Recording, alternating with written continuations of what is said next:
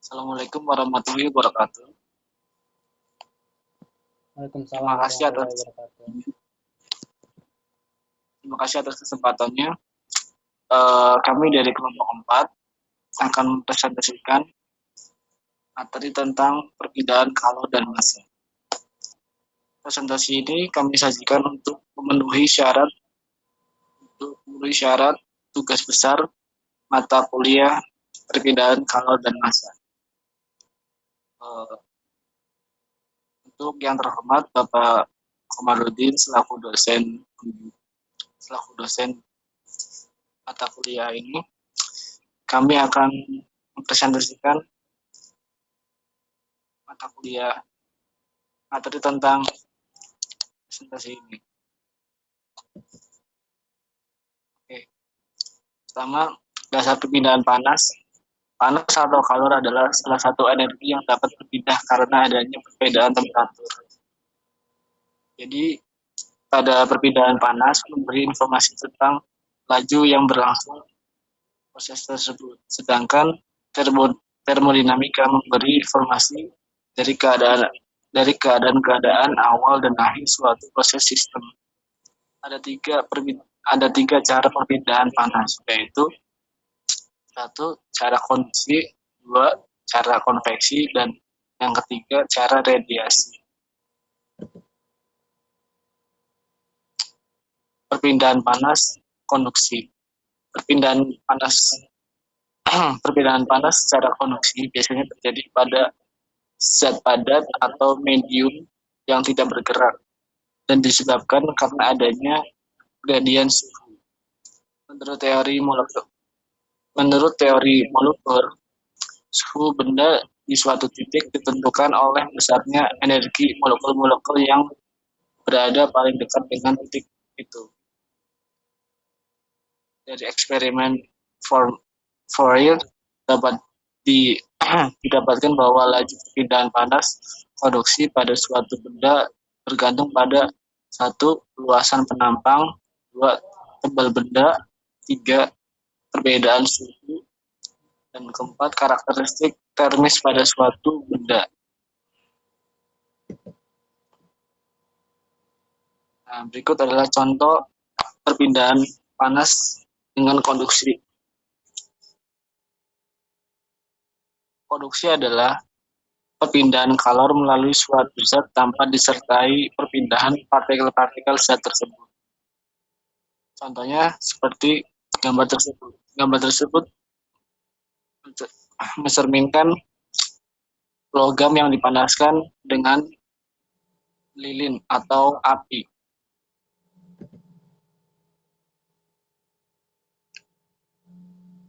Penghantar kalor yang baik disebut konduktor. Contoh dari konduktor adalah besi, baja, tembaga, seng, dan aluminium. Sejenis logam. Penghantar kalor yang kurang baik atau buruk disebut isolator. Contohnya seperti kaca, kayu, wol, kertas, plastik, atau sejenis selain dari bahan logam. Definisi dari konduktivitas termal benda adalah konduktivitas benda K adalah laju perpindahan panas. Oke. Secara matematis bisa dirumuskan seperti yang ada di slide, di mana H itu adalah aliran panas konduksi dengan satuan joule per detik, K itu konduktivitas termal bahan, delta T perbedaan suhu pada elemen setebal dx dengan satuan Kelvin atau Celsius. Diberikan pada panas selalu berpindah dari suhu tinggi ke suhu rendah.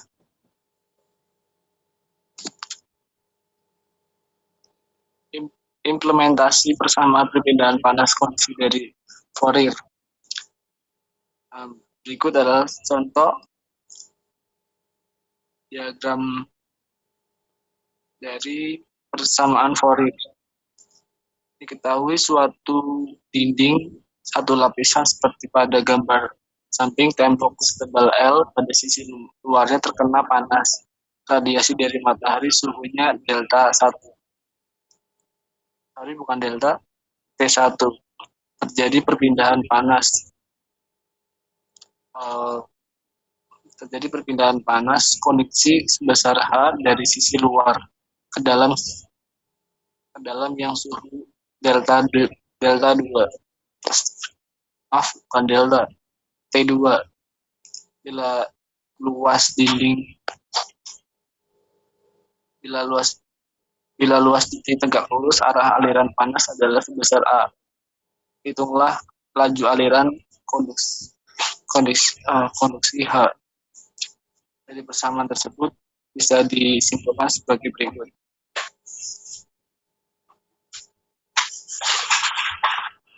Oke, untuk slide selanjutnya akan dilanjutkan oleh saudara Angga.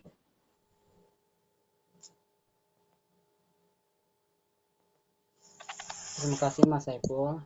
Di sini saya akan melanjutkan slide yang sebelumnya disampaikan oleh Mas Saiful. Jadi dalam keadaan mantap dan setimbang termis, H dianggap konstan sehingga diintegrasikan dan dituliskan seperti berikut rumusnya. HL sama dengan min K A T2 dikurang T1 atau KA T1 dikurang T2, atau juga bisa ditulis H sama dengan KA T1 min T2 per L, di mana T1 dikurang T2 merupakan perubahan suhu atau delta T-nya. Persamaan ini menyatakan banyaknya laju aliran panas konduksi H yang melalui dinding satu lapis dengan konduktivitas termal dinding K, tebal L, dan luas menampang A, serta suhu pada masing-masing permukaan luar. Dan dalam T1 dan T2, di mana T1 lebih besar dari T2.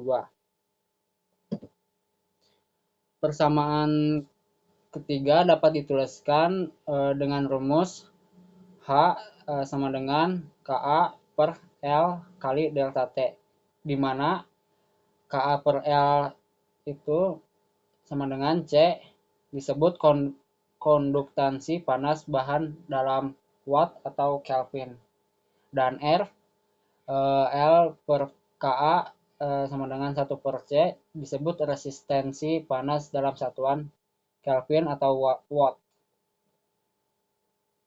Rumus-rumus laju aliran panas konduksi dapat dianalogikan dengan rumus hukum Ohm pada listrik arus searah. Dengan rumusnya I sama dengan delta V per R, di mana arus listrik searah I identik dengan laju panas konduksi.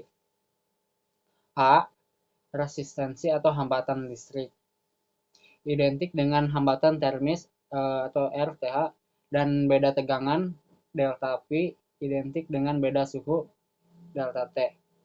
Sehingga laju aliran panas konduksi dapat ditulis dengan persamaan seperti yang ada di slide, yaitu H sama dengan 1 per RTH dikali delta T sama dengan 1 per RTH dikali T2 min T1, atau H C dikali delta T sama dengan C2 dikurang T1.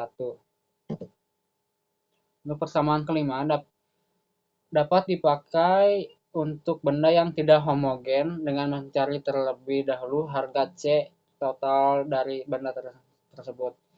Seperti pada gambar, resistensi tembok dapat dianalogikan dengan resistor listrik yang dirangkai secara seri, sehingga didapat dengan rumus R sama dengan R1 ditambah R2 tambah R3 sampai ke Rn, dengan Ri resistensi lapisan tembok ke I, atau dengan rumus R sama dengan L1 per K1 kali A1 ditambah L2 per K2 kali A2 sampai ke Ln per Kn kali An, dengan L1 itu merupakan tebal lapisan ke-1, dan K1 konduktivitas lapisan ke-1, dan A1 yaitu luas menampang lapisan ke-1, dan seterusnya. Dengan demikian, konduktansi tembok adalah C sama dengan 1 per R, yaitu 1 per L1 per K1 dikali A1 ditambah L2 per K2 kali A2 ditambah sampai ke Ln per Kn kali An. Sehingga laju perpindahan panas konduksi melalui lapisan-lapisan tembok tersebut didapat dengan rumus H sama dengan T1 kurangi TD per L1 per K1 dikali A1 ditambah L2 per K2 kali A2 sampai ke Ln per Kn kali An. Karena dalam hal ini A1 sama dengan A2 dan sama dengan A3 sampai ke An, maka didapat H dikali T min TD per sigma Li per Ki dengan T1 yaitu suhu dinding terluar dan TD merupakan suhu dinding terdalam. Nah, ini contoh yang berikutnya, yaitu sebuah tongkat yang panjangnya 30 cm dan mempunyai luas penampang yang sebesarnya 5 cm kuadrat. Separuhnya terbuat dari bahan kuningan, sedangkan separuhnya lagi terbuat dari besi, seperti yang ada pada gambar. Nah, ujung kiri suhunya yaitu yang pada kuningan 200 derajat Celcius. Sedangkan ujung kanan yang besi itu suhunya 0 derajat Celcius. Dan suhu-suhu itu tetap dipertahankan demikian. Yang di sini yang dicari itu, carilah laju perpindahan panas ketika keadaan mantap telah tercapai, di mana K kuningan yaitu sebesar 0,9 kalori per detik cm kuadrat Kelvin, sedangkan K besi 1,2 kalori per detik cm kuadrat Kelvin. Nah, berapa suhu di batas antara kuning dan besi? Nah, ini untuk penyelesaiannya. Di sini dimisalkan bahwa suhu di batas kedua bahan itu adalah T. Maka didapat untuk H kuningan yaitu kan tadi 0,9 dikali 5 cm terus dikali 200 derajat dikurangi Celcius dikurangi T per 15. Sedangkan yang untuk besi 1,2 dikali 5 T kurangi 0 per 15. Dalam keadaan mantap, maka H kuningan sama dengan H besi, sehingga didapat 0,9 dikali 5 dikali 200 T per 15 sama dengan 1,2 dikali 5 T kurangi 0 per 15. Atau bisa juga ditulis seperti ini, 0,9 dikali 200 min T ditambah 1,2 dikali T min 0. Jadi didapat T-nya itu 85,7 derajat Celcius.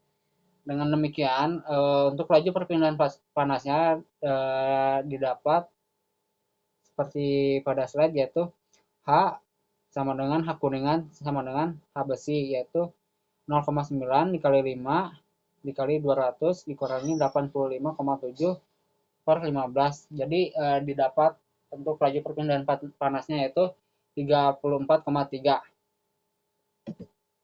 Nah, ini juga seperti contohnya.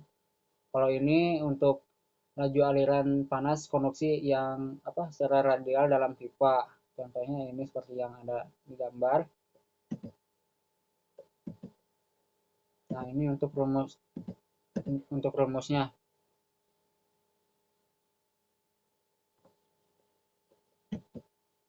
Ini juga ini sama dan terakhir ini. Nah, sekian dari saya, dan slide selanjutnya akan disampaikan oleh teman saya yaitu Galih. Silahkan untuk Galih. Assalamualaikum warahmatullahi wabarakatuh. Ya, lanjut. Nomor 2, perpindahan panas konveksi. Perpindahan panas konveksi selalu terjadi perpindahan massa fluida. Itulah sebabnya peristiwa konveksi selalu dikaitkan dengan fluida yang mengalir. Peristiwa terjadinya angin laut pada siang hari dan angin darat pada malam hari adalah peristiwa konveksi. Besarnya laju aliran panas konveksi bergantung pada beberapa hal berikut. A. Luas permukaan yang bersinggungan fluida A atau disebut juga permukaan konveksi. B. Perbedaan suhu antara permukaan benda dengan fluida delta T. Koefisien perpindahan panas konveksi HC, sedangkan konveksi perpindahan konveksi HC bergantung dari viskositas fluida, rapat massa fluida, perbedaan suhu antara permukaan dan fluida, bentuk geometris permukaan, dan jenis aliran fluida, liminear atau turbulen, yang ditandai dengan Rn atau Reynolds number. Dari penjelasan tersebut, tampak bahwa koefisien konveksi lebih rumit dibandingkan konveksi konduksi.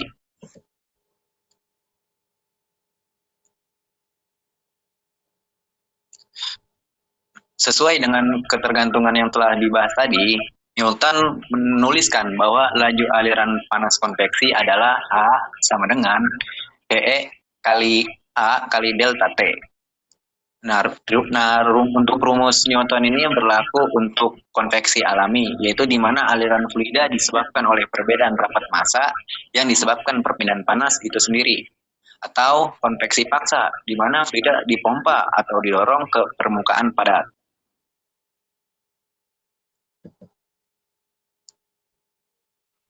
Nah, persamaan HC untuk beberapa keadaan bisa kita lihat, yaitu di permukaannya bidang atau silinder vertikalnya dari liminear ataupun turbulennya. Kita bisa baca, kita bisa lihat di sini juga. Singkatnya, untuk delta T adalah perbedaan suhu antara permukaan benda dan fluida. L-nya itu dimensi vertikal atau horizontal meter. Dan untuk D-nya adalah diameter silinder meter. Lanjut.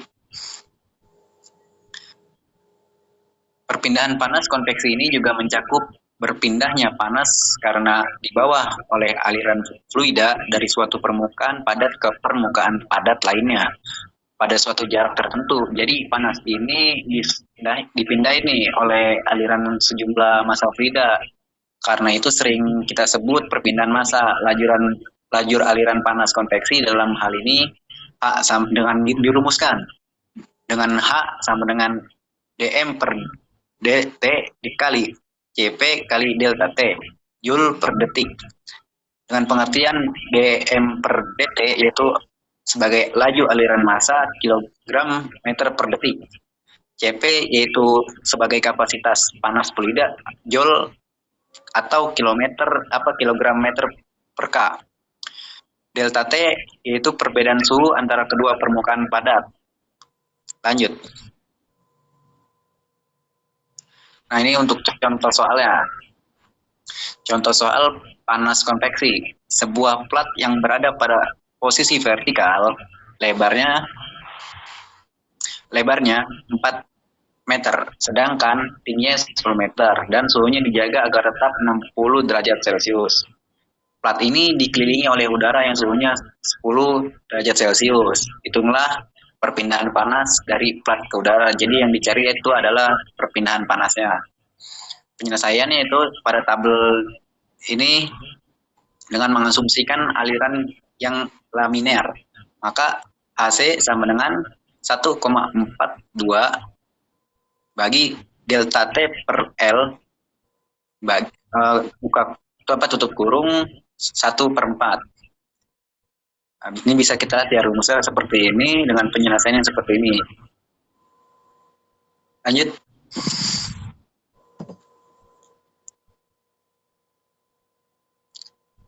Nah, radiasi panas. Bila perpindahan panas, konduksi dan konveksi terjadi lewat suhu zat antara, maka radiasi panas tidak membutuhkan zat antara itu karena terjadi dengan mekanisme yang sama sekali berbeda. Energi radiasi ini merambat lewat ruangan dan diubah kembali menjadi panas bila mengenai suatu benda. Jadi sebenarnya bukan transmisi panas, tapi transmisi energi radiasi yang dibawa oleh gelombang elektromagnetik. Nah, untuk benda-benda sempurna, black body, yaitu benda yang menyerap seluruh radiasi menimpanya. Ternyata radiasi panas persatuan waktu, persatuan luas adalah EB sama dengan apa nih? Kurang kelihatan. Kurang kelihatan. Ya, lanjut enggak? Udah. Ini apa ini? Nah, untuk benda-benda bukan hitam sempurna, radiasi panas lebih kecil dari EB. Perbandingan E per EB sama dengan E. Disebut emitansi benda, jadi untuk benda bukan hitam sempurna, radiasi panas persatuan waktu, persatuan luas adalah E sama E. Itu desa apa sih enggak? Bang Sigma. Oh, lambang. Nah, sehingga luas permukaan benda adalah A, maka radiasi panas dari benda ini persatuan waktu adalah H sama dengan E apa delta A per T pangkat 4 watt dengan hitungan watt. Yaudah, biar saya tutup aja ya. Mungkin cukup sekian presentasi dari kami. Mohon maaf kurang dan lebihnya. Wassalamualaikum warahmatullahi wabarakatuh.